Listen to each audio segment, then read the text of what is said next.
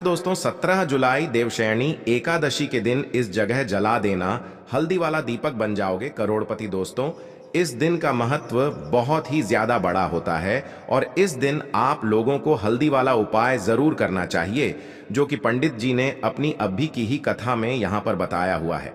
तो दोस्तों इस वीडियो में चर्चा करेंगे एकादशी आषाढ़ मास की कृष्ण पक्ष की एकादशी के विषय में, जिसे हम देवशयनी एकादशी के नाम से जानते हैं। बहुत अद्भुत इस एकादशी के व्रत का महात्मा है।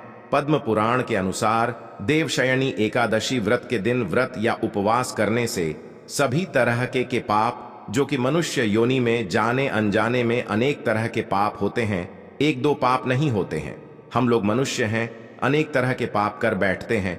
कई बार जानकर करते हैं, कई बार अनजान में करते हैं, लेकिन दोबारा न करने की शपथ लेकर अगर देव श्रेणी व्रत देव श्रेणी एकादशी का व्रत किया जाए तो इस व्रत का यह बहुत बड़ा फल है कि मनुष्य के सभी तरह के पाप इस व्रत को करने से समाप्त हो जाते हैं। इस व्रत के पुण्य का प्रताप कई यज्ञों के बराबर फल मिलता है। देव श्रेणी एकादशी व्रत पर भगवान विष्णु की या अपने इष्ट की, जैसे हम लोग अब भगवान श्री कृष्ण की पूजा करते युगल सरकार की, वैसे आप कोई भी राम सीताराम जी की पूजा करते हैं। हम किसी भी मतलब अपने आराध्य की पूजा करें, पर इसमें नारायण भगवान की पूजा की जाती है। मीन्स अपने इष्ट श्री कृष्णा की पूजा की जाती है और उस समय हमें ज्यादा से ज्यादा सत्य बोलना चाहिए। दशमी की रात्रि से ही हमें ब्रह्मचर्य का पालन करना चाहिए। संभव हो सके तो हम लोगों को दशमी की रात्रि को ही भोजन नहीं करना चाहिए, संयम रखना चाहिए। जो भी मनुष्य जरूरतमंद हो, दशमी की रात्रि से ही हमें यशव भाव अपनाना चाहिए कि जरूरतमंद का हम सहयोग करें, उसे जो भी व्यवस्था कर सके उसे सुख दे सके, जल पिलाकर फलहार कला कराकर आदि याद तो हमें वह अवश्य करना चाहिए। और इस देव श्रेणी एकादशी व्रत में रात्रि में विशेषतः जागरण का बहुत बड़ा महत्व है। जिस व्यक्ति को प्रचुर संपत्ति चाहिए, सुख चाहिए, ऐश्वर्य चाहिए, यश चाहिए, ऐसे मनुष्य को देव श्रेणी एकादशी के दिन हल्दी वाला उपाय जरूर करें, क्योंकि उसको इस उपाय को फल बहुत ही जल्दी मिल जाएगा। दोस्तों अब हम समझते हैं इस वाले उपाय को हमें करना किस समय है। तो सबसे पहली बात दोस्तों, हम समझते हैं कि यह हल्दी वाला उपाय करना किसको है। तो देखिए यहाँ पर सीधी सी बात है कि यह हल्दी वाला उपाय जो उपाय है यह किस लिए किया जा रहा है। यह मनोकामना को पूर्ण करने के लिए किया जा रहा है, या आपके जीवन में जो दुख और परेशानियां हैं उनको दूर करने के लिए किया जा रहा है, या आपका कोई बड़ा काम है जो कि नहीं पा रहा है, आप उसके लिए इस उपाय को कर सकते हो। तो सीधी सी बात यह है कि आप अपनी किसी भी तरह की मनोकामना के लिए इस वाले उपाय को कर सकते हो।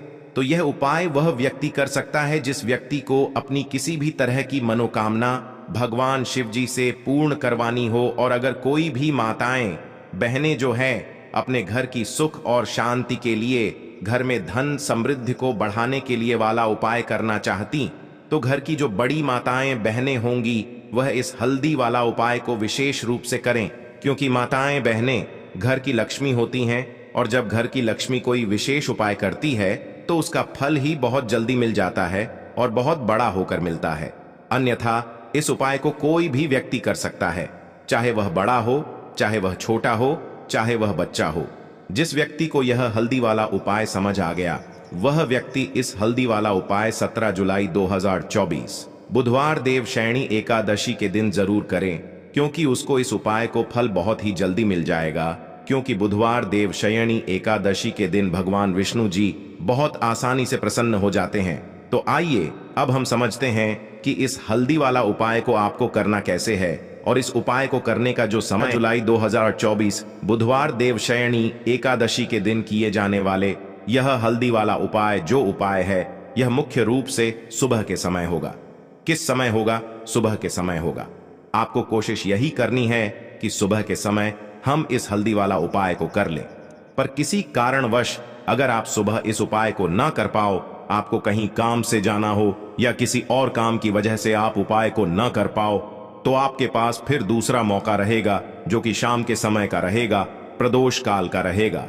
अब दोस्तों प्रदोष काल का समय भी एक लोगों के मन में प्रश्न बन जाता है कि दोस्तों यह समय होता कब है, कितने बजे से लेकर कितने बजे यह समय होता है।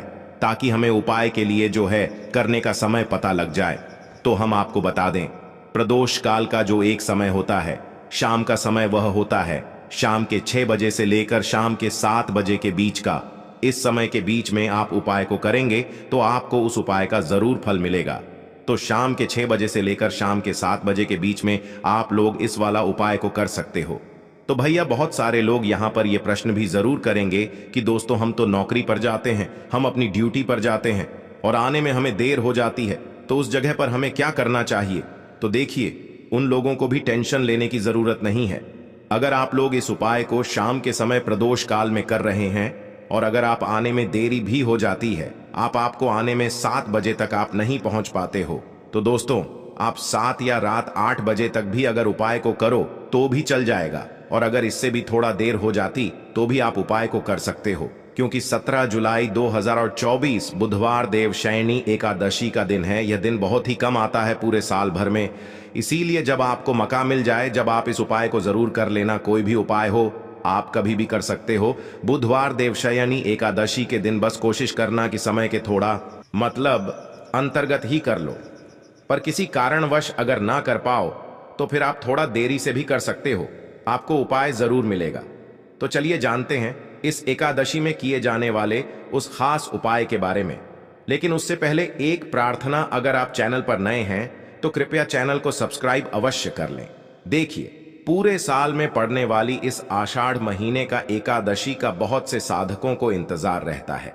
आषाढ़ महीने का पूरा महीना भगवान विष्णु को समर्पित होता है, माता लक्ष्मी को समर्पित होता है, माता तुलसी समर्पित होता है। और इस एकादशी में किए जाने वाला यह उपाय हमें हरिहर महादेव की कृपा भी प्राप्त करा देता है।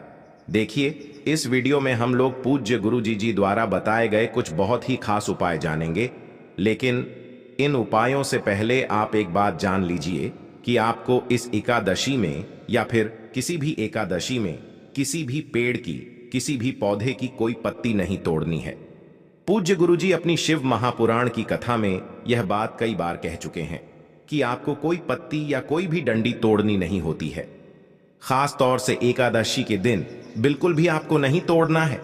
इसी के साथ आपको एक और बात का ध्यान रखना है कि आप जब भी सुबह स्नान करें, किसी भी साल में पड़ने वाली जितनी भी एकादशी होती है, उन सभी एकादशी में आप अपना एक नियम बना लीजिए कि एकादशी जब आएगी तो उस दिन आप सुबह जब स्नान करेंगे तो उसमें एक चुटकी हल्दी मिला लेंगे। गुरुजी कहते, अगर यह नियम आप पूरे साल की एकादशी में ले लेते हैं तो आप स्वयं देखेंगे कि एक साल पहले आपका जीवन कैसा था और एक साल बाद आपका जीवन कैसा होगा। क्योंकि हल्दी डालकर जब भी हम लोग स्नान करते हैं तो गुरुजी कहते हैं कि इससे हमारे जीवन का दुर्भाग्य समाप्त होता है, माता लक्ष्मी की कृपा प्राप्त होती है, हमारे जीवन में धन आकर्षित होता है और हमारी सारी दरिद्रता समाप्त हो जाती है। इसलिए आपको यह नियम जरूर लेना चाहिए। अब बात करते हैं पूज्य गुरुजी द्वारा बताए गए सबसे बड़े उपाय के बारे, जो आपको इस एकादशी के दिन में करना है। देखिए, इस बार की एकादशी बहुत ही महत्वपूर्ण है। आप सभी जानते हैं आषाढ़ महीने का भगवान नारायण को समर्पित होता है और यह एकादशी भी पड़ रही है। 17 जुलाई 2024 बुधवार देवशयनी एकादशी। देखिए, इस उपाय के लिए आपको एक दीपक ले लेना है। दीपक आप मिट्टी का भी इस्तेमाल कर सकते हैं या फिर आप चाहे तो अपने घर पर आटा मारकर उसका भी दीपक बना सकते हैं। इस दीपक में आप ही का इस्तेमाल करना है। शुद्ध देसी गाय का अगर घी मिल जाता है तो यह आपके लिए बहुत ही विशेष होगा। अगर नहीं मिल पाता है तो फिर आप शुद्ध घी का इस्तेमाल कर सकते हैं। अब देखिए, इस दीपक में आपको गोलरी की बाती का उपाय करना है। गोल रुई की बाती का उपाय हम लोग इसलिए करेंगे क्योंकि हम लोग यह दीपक भगवान नारायण के निमित्त लगाएंगे, यानी भगवान विष्णु के निमित्त लगाएंगे। यह दीपक ही हमारे जीवन के सारे संकटों को समाप्त करेगा। हम जीवन में किसी भी तरह से अगर दुखी है, चाहे धन प्राप्त नहीं हो पा रहा है, चाहे हमारे व्यापार में आए दिन कोई ना कोई समस्या आ रही है, या फिर हमारे जीवन में कोई समस्या आ रही है, तो यह हल्दी वाला दीपक हमें इन सारी समस्याओं से बाहर निकालकर धन धान्य की प्राप्ति कराएगा। देखिए, शाम के समय में ही आपको यह उपाय करना है। शाम को जब सूर्यास्त हो जाएंगे तब आप यह दीपक और एक छुटकी पिसी हुई शू हल्दी लेकर पहुंच जाएंगे अपने तुलसी जी के पौधे के सामने। जहां पर भी आप अपने घर पर माता तुलसी का पौधा हुए हैं वहां पर आप पहुंच जाएंगे और तुलसी जी के पौधे के नीचे आपको यह दीपक प्रज्वलित करना है। बस आप ध्यान रखें कि इस दीपक को प्रज्वलित करने से तुलसी जी की पत्तियां झुलसे ना, उनको किसी भी तरह से इस आग का ताप ना लगे, इसलिए थोड़ा सा दूर रखिएगा।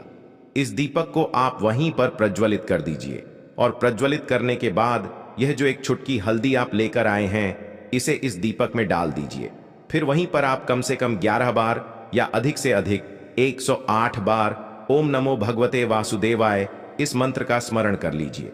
भगवान नारायण को प्रसन्न करने के लिए, माता लक्ष्मी की कृपा प्राप्त करने के लिए यह मंत्र अचूक है, इसलिए आपको इस मंत्र का कम से कम 108 बार जाप जरूर करना चाहिए। फिर वहीं पर बैठ आप भगवान नारायणा से प्रार्थना कर लीजिए, माता लक्ष्मी से प्रार्थना कर लीजिए कि आपके जीवन में जो संकट चल रहे हैं, जो धन से संबंधित समस्याएं चल रही हैं, उनको दूर करने की कृपा करें।